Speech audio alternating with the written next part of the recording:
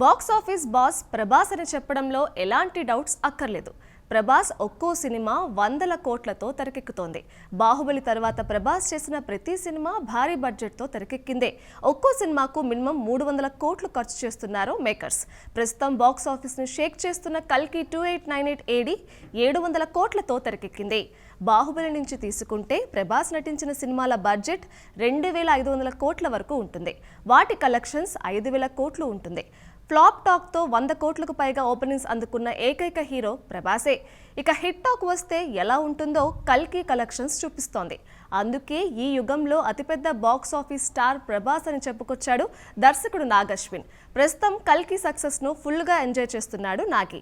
ఈ నేపథ్యంలో అలా ప్రభాస్ క్యాజువల్ గా కూర్చున్న ఫోటో ఒకటి సోషల్ మీడియాలో షేర్ చేశాడు. ఈ సందర్భంగా ఇంట్రెస్టింగ్ కామెంట్స్ చేశాడు.